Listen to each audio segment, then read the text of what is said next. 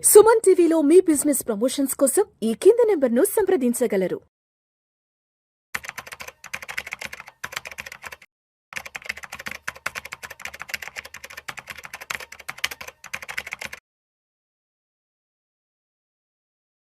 నమస్తే రేవంత్. నమస్తే అండి. Revanth, welcome to Vishnu talks and welcome to Suman TV. Thank you.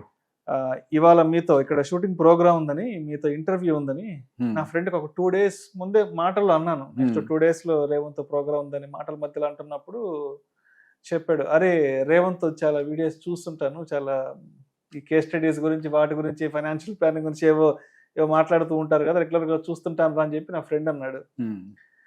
సరే ఇంకేంట్రా జాబులు ఎలా ఉన్నాయి ఏంటి, ఏదో ఏదో యాంథ్రోపిక్ భయాలు అంటున్నారు, ఏదో జాబ్ లే ఆఫ్లు అంటున్నారు అంటే ఆడు ఒక మాట చెప్పాడు, నిజమేరా ఈ బయట వార్తల్లో వస్తున్నది, టీవీలో చెప్తున్నది నిజమేను, బయట చాలా చాలా కంపెనీస్లో జాబ్ లే ఆఫ్లు విపరీతంగా జరుగుతున్నాయి.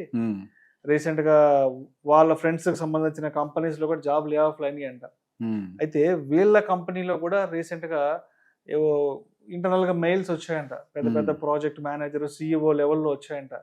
ఏమని, బయట ఈ ఏఐ వల్ల జాబ్ లేబర్స్ కూడా విపరీతంగా జరుగుతున్నాయి.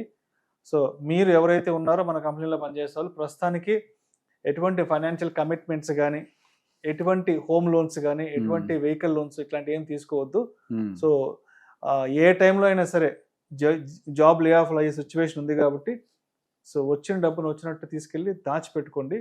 ఎటువంటి ఫైనాన్షియల్ కమిట్మెంట్స్ కానీ, ఇన్వెస్ట్మెంట్స్ జోలికి ప్రస్తుతానికి వెళ్ళకండి అంటూ కూడా చెప్పారు. సో వాడేమో భయపడ్డాడు, అరే నెలకు ఒక 3 లక్షల దాకా సంపాదిస్తున్నాను, పెద్ద పెద్ద ఫైనాన్షియల్ కమిట్మెంట్స్ అన్ని పెట్టేసేసుకున్నాను, బట్ ఇప్పుడేమో బయట జాబ్ లే ఆఫ్లు అంటున్నారు, కొంచెం అయితే భయం వేస్తుందిరా, ఇప్పటి వరకు ఏం చేయలేదు, ఏదో ఒకటి చేద్దాం అనుకున్న సమయానికి ఇప్పుడు ఈ జాబ్ లే ఆఫ్లు అంటున్నారు, సిచ్యువేషన్ అర్థం కావట్లేదు. ఒకసారి ఆ అబ్బాయి మీ ఫ్రెండ్ ఏమవుతున్నాడు కదా, ఒకసారి అంటే ఇటువంటి సిచ్యువేషన్ ఫేస్ చేస్తున్న వాళ్ళ కోసం ఏదైనా ఒకసారి ఏదైనా ఒక ఎడ్యుకేటివ్గా ఏదైనా ఒక వీడియో చేసి చెప్పరా అని అడిగాడు.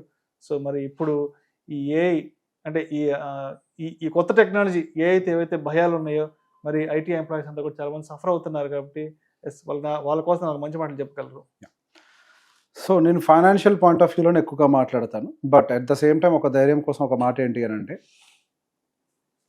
AI can only replace those who are not up to date. అంతే, అప్డేట్ కాని వాళ్ళు అంతకుమించి మనం భయపడాల్సిన అవసరం, కష్టపడే భయపడాల్సిన అవసరం లేదు. ప్రతి కంపెనీ బతకాలి కదా, కంపెనీ సర్వైవ్ అవ్వాలి అంటే 4 మనుషులు అయితే కావాలి.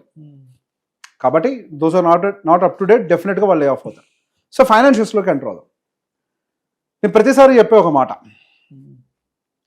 మనిషి జీవితం 75 సంవత్సరాలు అని మనం అనుకుంటే మొదటి 25 సంవత్సరాలు తల్లిదండ్రుల మీద మనం సర్వైవ్ అవుతూ ఉంటాం, చదువులు అన్ని వాళ్ళు చూసుకుంటుంటారు, ఉద్యోగం వచ్చే వరకు ఇంకా వాళ్ళ చూసుకుంటూ ఉంటారు. ఆ తర్వాత లాస్ట్ ఉండే 25 సంవత్సరాలు ఇక మనం రిటైర్మెంట్ ఫేజ్లో ఉంటాం. మన జీవితంలో ఉండేది మధ్యలో 25 సంవత్సరాలు. మన అసలు జీవితం, సంపాదించే జీవితం, ఉరుకుల పరుగుల జీవితం, బాధ్యతల జీవితం ఈ 25 సంవత్సరాలు. ఈ 25 సంవత్సరాల ఈ జీవితాన్ని ఒక మాయలాగా కనపడుతూ ఉంటుంది.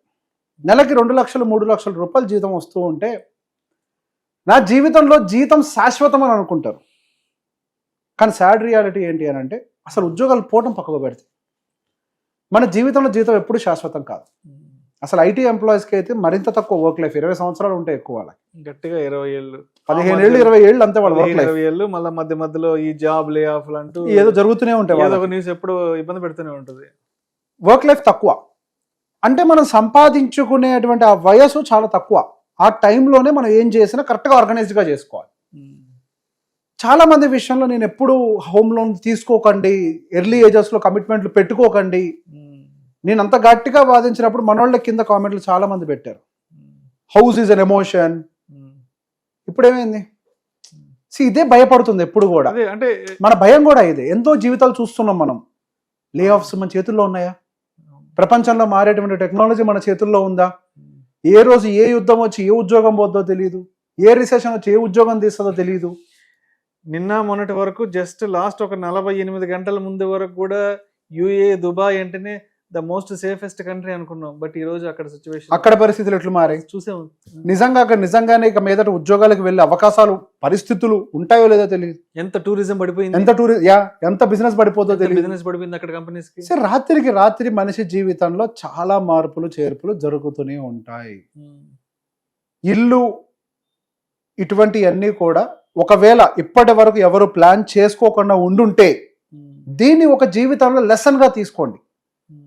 ఇప్పుడు ఉద్యోగం పోవాలి అని అంటే రిసెషనే రానవసరం లేదు, టెక్నాలజీ మారినా చాలు అన్న విషయం ఇప్పుడు ఏ ప్రూవ్ చేసింది.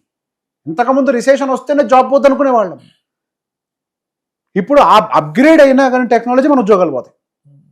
ఇది ప్రాక్టికల్ కేసు సినారియో. అంటే మన ఉద్యోగాలు పోవడానికి ఎన్ని ప్రాబబిలిటీస్ పెరుగుతున్నాయి. సో మనిషికి ఉండే ఈ 25 సంవత్సరాల సంపాదించే వయసు చాలా ఇంపార్టెంట్.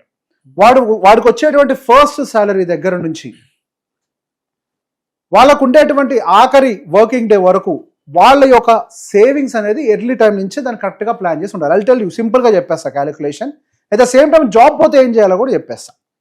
జాబ్ పోతే ఆల్రెడీ ఈఎంఐ ఉన్న వాళ్ళకు కూడా I give you the solution. First salary దగ్గర నుంచి ఫస్ట్ మీ రిటైర్మెంట్ని దృష్టిలో పెట్టుకోండి. రిటైర్మెంట్ అని అంటే 45 సంవత్సరాలు 55 సంవత్సరాలకు జరిగేది కదా, అప్పుడు జరిగే దాని గురించి ఇప్పుడు ఎందుకు ఆలోచించాలని మీరు అనుకోవద్దు. ఇప్పుడు ముందు పెళ్లి చేసుకుని పిల్లల్ని కనాలి, వెకేషన్కి వెళ్ళాలి, హనీమూన్కి వెళ్ళాలి, అట్లా అనుకో. దాని గురించి మాకు ఎందుకు బాబు అంటారు కింద కామెంట్స్ లో. అట్లా అనుకోవద్దు. ఎందుకనంటే జాబ్ ఎప్పుడైనా పోవచ్చు. వాలంటరీ రిటైర్మెంట్ ఎప్పుడైనా తీసుకోవాల్సిన పరిస్థితులు రావచ్చు. అది ఆరోగ్యం బాగోపోవడం వల్ల అవ్వచ్చు, యాక్సిడెంట్ వల్ల అవ్వచ్చు, జాబులు పోవడం వల్ల అవ్వచ్చు. వాలంటరీ రిటైర్మెంట్ ఎప్పుడైనా తీసుకోవచ్చు మనం. Retirement is not just at 55. Retirement could be at 40 also. అది మన చేతుల్లో లేదు. ఫస్ట్ లెవెల్లో మీరు ఈ రోజు అంటే ఒక సంవత్సరం తర్వాత జాబ్ పోయినా కానీ ఇంకో సంవత్సరం బతకడానికి కావాల్సిన డబ్బుల్ని ఆ మైండ్ సెట్ తోటి, అక్కడ బతకడం అనేది పాయింట్ కాదు, ముందు అనే ఒక రోజు. ఈ రోజు ఇంకో చిన్న ఉదాహరణతో చెప్తా. ఈ రోజు ముద్ద తింటున్నారా? పని చేస్తున్నారు కాబట్టి 4,000 నోట్లోకి వెళ్తున్నాయి. మరి పని చేయని రోజు కూడా ఈ 4,000 నోట్లోకి వెళ్ళాలి కదా, అదే ముద్ద నోట్లోకి వెళ్ళాలి కదా. అంటే ఈ రోజు ఒక ముద్ద మీరు నోట్లో పెట్టుకునేటప్పుడు మరో ముద్ద తీసి పక్కకు పెట్టాలి. అదే ఇన్వెస్ట్మెంట్. నేను ఇప్పుడు పని చేస్తున్నా కాబట్టి లోపలికి వెళ్తుంది కాబట్టి రేపు పని చేయని రోజు కూడా లోపలికి వెళ్ళడం కోసం పక్కకు డబ్బులు పెట్టాలి. ఎటువంటి పరిస్థితుల్లో ఎర్లీ ఏజెస్లో కమిట్మెంట్స్ పెట్టుకోకూడదు. ఎర్లీ ఏజెస్లో లైఫ్లో అన్స్టెబిలిటీ అనేది చాలా ఎక్కువగా ఉంటుంది. ఈ ఇన్స్టెబిలిటీని తట్టుకోవాలి అని అంటే కమిట్మెంట్స్ తక్కువగా ఉంటే తట్టుకోవడం సాధ్యం. ఈఎంఐ లాంటి భారాలు లేకపోతే తట్టుకోవడం సాధ్యం. ఈఎంఐ లాంటి భారం కనుక ఇటువంటి సమయాల్లో నెలకొచ్చేసరికి ఒక 75,000 80,000 రూపాయలు ఇంటి భారం, ఈఎంఐలు పైన ఇంటి ఖర్చులు ఒక 75,000, పైన పిల్లల స్కూల్ ఫీజులు ఒక 25,000, పుట్టుగెదర అన్ని కలిపి ఒక 2 లక్షల రూపాయలు నెలకి ఖర్చులు ఉండేటువంటి ఒక నెల జీతగాడికి ఉద్యోగం ఈ టైంలో కనుక పోగలిగితే 3 నెలల్లో మీ ఇల్లు ఆక్షన్లోకి వెళ్తుంది. బెంగళూరులో జరిగింది, ఆర్టికల్ వచ్చింది. 1,20,00,000 రూపాయలు ఇల్లు 3 నెలలు ఈఎంఐ కట్టలేకపోతే ఒక ఉద్యోగి 3 నెలలు ఆక్షన్లు పడేశారు. 90 లక్షలకు అమ్మేసింది బ్యాంకు 1,20,00,000 ఇంటిని. వాళ్ళకి రావాల్సిన 90 లక్షలు కాబట్టి. అందుకే ఎర్లీ ఏజెస్ ఇటువంటి కమిట్మెంట్స్ పెట్టుకోవద్దు. రూపాయి దాచుకోండి, ఇన్వెస్ట్మెంట్ పెట్టుకోండి. ఇన్వెస్ట్మెంట్ ల్యాండ్ కాదు, మళ్ళీ లిక్విడ్ అసెట్స్. లిక్విడ్ అసెట్ మనిషికి ఒక ధైర్యం.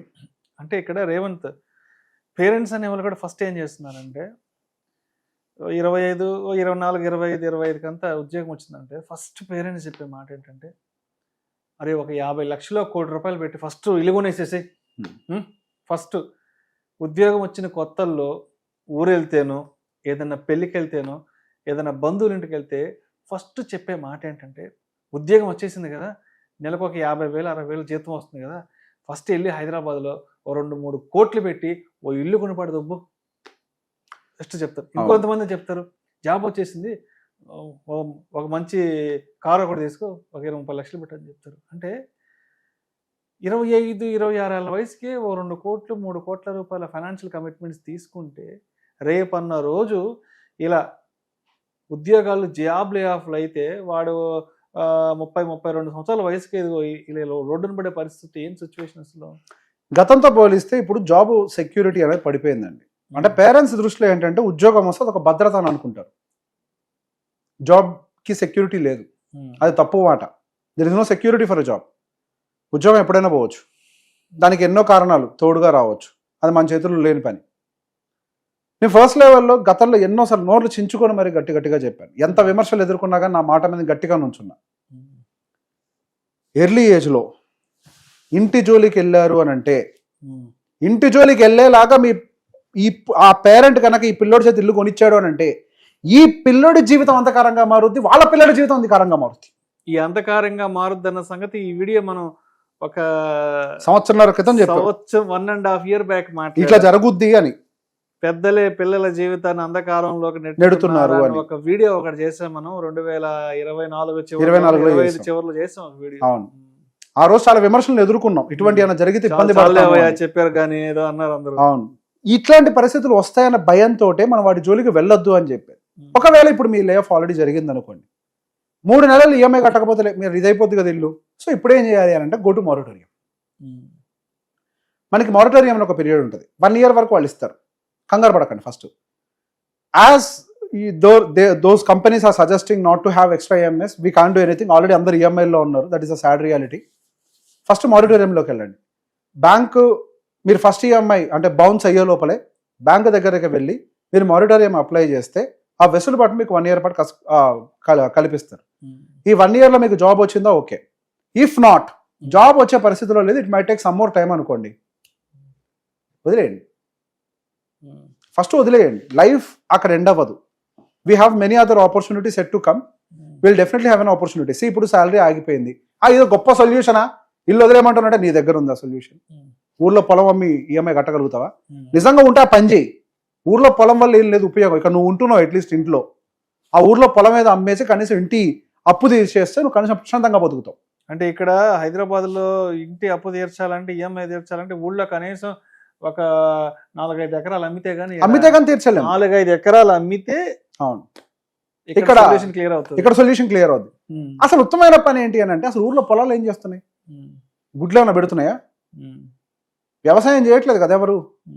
ఇప్పుడు ఆల్రెడీ 35-40 సంవత్సరాలు మనకే ఉన్నాయి అని అంటే పేరెంట్స్ ఇంకా పెద్దోళ్ళు అయి ఉంటారు కదా, ఆల్మోస్ట్ ఇప్పుడు వాళ్ళు వ్యవసాయం చేయరు కదా, 65 to 70 ఏజ్కి వచ్చేసారు, వాళ్ళు వ్యవసాయం చేయరు కదా. అమ్మేసి అట్లీస్ట్ ఇంటికి ఈఎంఐ క్లియర్ చేసుకొని అన్సర్టెనిటీ నుంచి బయటపడండి. ఇప్పుడు నెలకి కనీసం మీకు ఈఎంఐ మంద నెలకు ఒక 80,000 లక్ష రూపాయలు ఏదైతే కడుతున్నారో అది మిగిలింది అనుకోండి, ఒక సంవత్సరం కార్పస్ క్రియేట్ చేసుకోగలుగుతారు. Uncertainty will be there. Already మన ఒక పాత టెక్నాలజీలో ఉన్న టెక్నాలజీ మారబోతోంది. ఈ ట్రాన్సిషన్ పీరియడ్లో ఇటోళ్ళు అవుట్ అవుతారో అటోళ్ళు ఇటు అవుతారు. ఈ ట్రాన్సిషన్ పీరియడ్లో మనకి ఏవైతే ఫిజికల్ అసెట్స్ ఖాళీగా పడున్నాయో, ఇంటిని అమ్మే సిచ్యువేషన్ కంటే ఖాళీగా పడున్న వాటిని అమ్మేసి అప్పును తీర్చుకోవడం ఉత్తమమైన పని. ఏం కాదులే అని చెప్పి ఈఎంఐలు బౌన్స్ చేసుకుంటూ వెళ్ళారు అనుకోండి, ఏం కాదులే బ్యాంక్ ఒకటి ఇంటి మీదకి వస్తే సమాధానం చెప్దాము అని ప్రిపేర్ అయ్యారే అనుకోండి, కన్సిడర్ మీ ఆప్షన్లోకి వెళ్తారు. ఇంకా దానికి మించిన దరిద్రం ఇంకోటి లేదు. ఇంట్లో పిల్లలు అప్సెట్ అవుతారు, మీ ఇంట్లో భార్య అప్సెట్ అవుతుంది, చుట్టుపక్కల వాళ్ళలో బ్యాంకోడు ఆ ఇల్లు గుంజుకుపోయాడన్న ఒక మాట మిమ్మల్ని మానసికంగా కుంగదీస్తుంది, కరువు పోతుంది. దానికంటే ఉత్తమమైన పని ఏంటి? Managing your assets properly. ఏదో ఒకటి ఖచ్చితంగా ఉంటుంది కదా, ముందు అమ్మేసి అప్పు తీర్చేయండి. లేదు మొత్తం తీర్చలేకపోతున్నాను అనుకోండి, 1 కోటి రూపాయలు అప్పుకు 10 లక్షలు కట్టగలుగుతున్నాను అనుకోండి, ముందు 10 లక్షలు కట్టేయండి. వాడు 3-4 ఏళ్ళు మిమ్మల్ని కదల్చాడు, మీరు కట్టిన దాంట్లోంచి ఈఎంఐని అడ్జస్ట్ చేసుకుంటాడు, అదన్నా చేయండి. నాకు తెలిసి టూ మెనీ జాబ్స్ కనుక లే ఆఫ్ అయితే మారిటోరియంస్ కూడా ఇవ్వరు. ఇంకా మారిటోరియం కూడా లిమిట్ ఉంటుంది, బ్యాంకులు సర్వైవ్ అవ్వాలి కదా, మారిటోరియంస్ కూడా రావు ఇంకా మీకు. సో బెటర్ ఇప్పటి నుంచే లిక్విడిటీ త్వరగా ఎక్కడ దొరుకుతుందో చెక్ చేసుకొని కొంత తీసి ముందు కొద్దిగా లోన్లు క్లియర్ చేసుకొని భద్రంగా పెట్టుకోండి. లేదు అంటే కనీసం డబ్బులు తెసి ఎక్కడో చోట డెట్ ఫండ్లోనో ఎందులోనో పెట్టుకొని ఒకవేళ ఉద్యోగం పోయినటువంటి సందర్భం ఉంటే ఆ డబ్బులతోటి మేనేజ్ చేసే ప్రయత్నం చేయండి. సో ఇక్కడ ప్రాబ్లం వచ్చేదాకా వెయిట్ చేయకండి, వచ్చినప్పుడు చూద్దామని అంటే ప్రాబ్లం వచ్చాక ఇంకా మీకు సొల్యూషన్ దొరకదు. React early. Thank you so much Revanth. అంటే ఇప్పటికే చాలా ఫ్యాక్ట్స్ మాట్లాడుకున్నాం, చాలా మంచి విషయాలు మాత్రమే మాట్లాడుకున్నాం. అవును, కాబట్టి పబ్లిక్కి నచ్చవు, ఇష్టపడరు కాబట్టి సో ఈ వీడియో ఇంతటితో స్టాప్ చేద్దాం. ఓకేనా? Thank you so much. Thank you.